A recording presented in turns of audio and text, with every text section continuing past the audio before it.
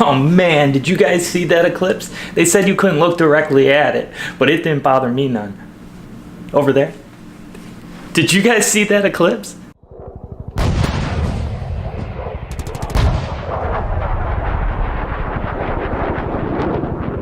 Guys, I'm back in another episode where I wanted to talk about my parotidectomy. Done getting the surgery taken care of at a military treatment facility, because a lot of my subscribers and people watching back at home, they've never had any sort of work done at a military hospital, and I kind of want to tell you what that was like. My surgery took place at Fort Belvoir, which is it's an Army facility.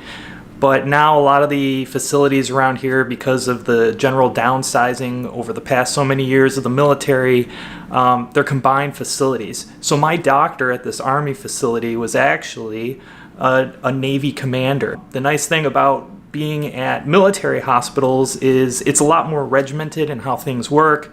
You get assigned times to show up at things. People are there when you show up. Rarely, if ever, would I get a call saying something happened, they can't see you today, or moving appointments around. Everything's really on time, and everybody there is there for the same reason, you know, that everybody joined the military, is because they just want to do the best for their country. And so the people there are just dedicated, they love their jobs, and I've been really happy with the service that I've gotten in the military, with healthcare specifically. And in this case, like I said, my doctor was a commander, which was great. She had a lot of experience, and that's the other thing.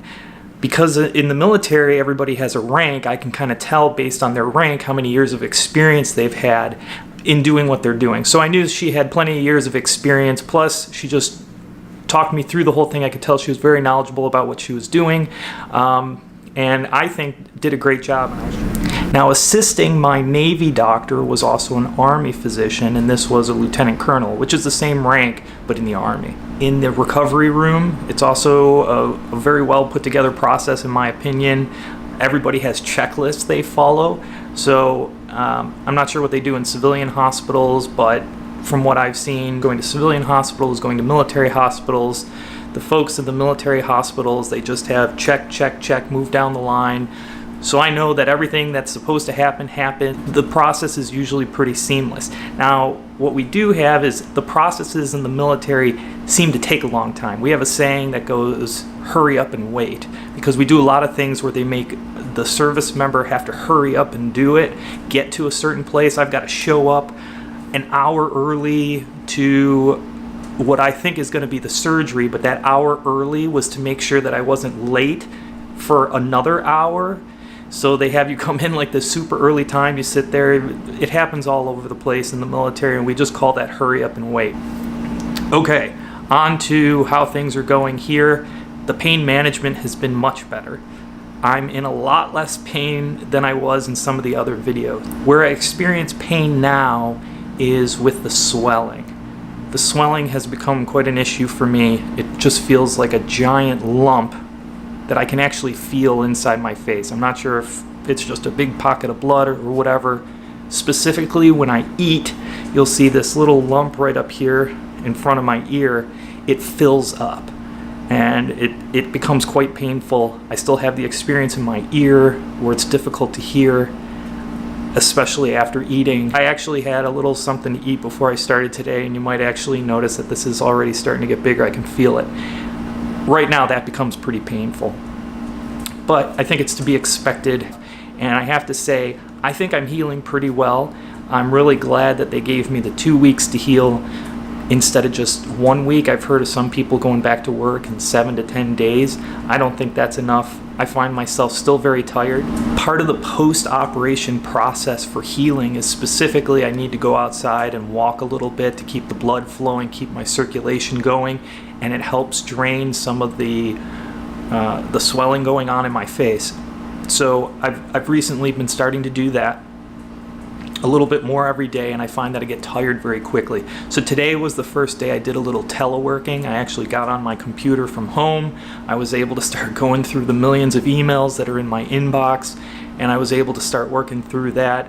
I found I got tired pretty quickly.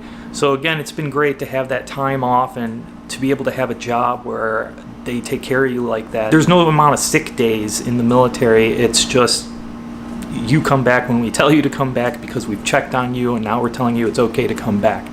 So I think that's a much better process, and of course, it's good for the government as well because they want to make sure I don't get hurt, because I'm very expensive to train and it's hard to make another one of me. All right, I will show you what it looks like now.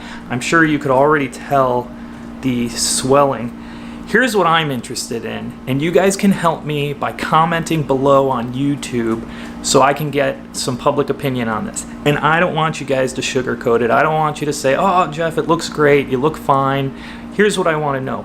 I feel that this is just giant on my face. And what I'm looking for is other people to tell me whether or not they think it's a big deal. Maybe I'm being too critical of myself, but I'm going to show it to you closer and tell me if you think you would notice it in public, if you think it would scare children, or if I'm just making myself crazy over it.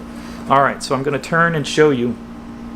I think specifically my body has just done an unbelievable job of healing with the incision line. My doctors did a great job. I'm going to get closer and hopefully the camera autofocus works. It's almost unbelievable to me how much that has come from where I was. Now you can still see behind my ear the part where the drain was in, and under my ear where they cut underneath, I still have a lot of glue, skin glue on that section. That part has not come off yet in the shower or anything. A lot of the glue on my face has come off. It feels like behind the ear still has some healing to do. I'm not touching it, I'm just leaving it alone. And it doesn't look like anything was on top of that hole where they pulled the drain out of my face. They kind of flapped it closed, put a bandage on it, and that bandage finally came off, which allowed me to finally fully shave my head again and both sides of my face.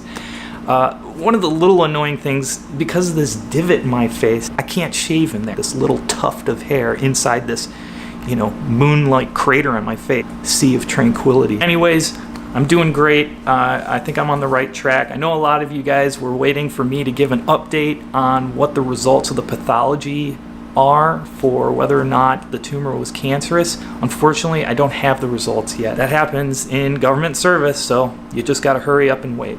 Thanks again for all your support.